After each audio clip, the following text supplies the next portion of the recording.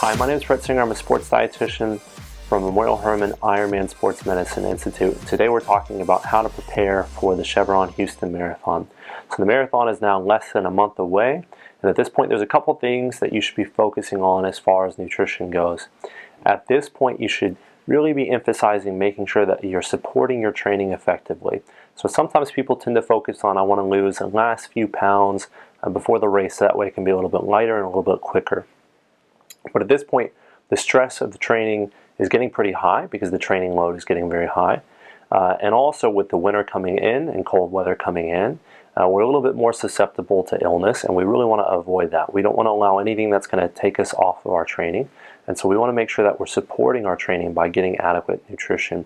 So you really want to make sure that you're recovering appropriately, that you're getting enough calories on a day-to-day basis, and you don't want to see your weight dropping at this point. If that's the case, then that's an indication that you are not fully supporting your training nutritionally, and that puts you more susceptible to illness, more susceptible to fatigue, more susceptible to injury. We don't want any of those things to happen at this point in the game.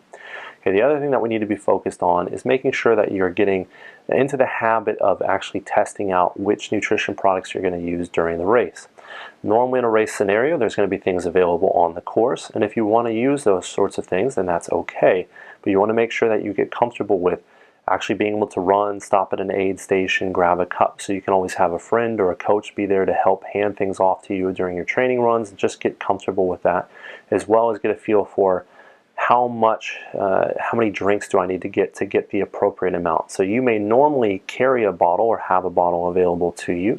If you're going to grab cups from an aid station, that's not quite the same thing. So how many sips does it take per hour to get you to a similar amount in terms of how much of a bottle you might drink? So those are things that you may want to think about. If you don't want to use what's on the course, then what products are you going to carry with you?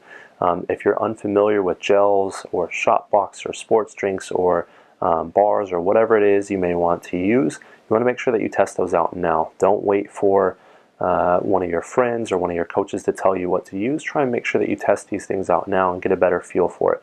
Ideally, you should be utilizing nutrition products or carbohydrate-based products when you're training for longer than an hour and a half. But even at this point, just to get comfortable with it, it's certainly okay to try and utilize some of those even during some of your shorter runs, just so you get a feel for how you feel with it, how your stomach tolerates it, getting into the habit of opening a package or drinking from a beverage. Those are things that you can start to get comfortable with now if you haven't already done so. And the last thing you want to work on is just making sure that you're getting your breakfast under control. So what types of foods are you going to have for breakfast on race day? If you haven't got comfortable with that yet, then now you want to make sure that you're doing that. Oftentimes for shorter runs, people tend to not have much before those runs in the morning because it's early and they just don't have enough time.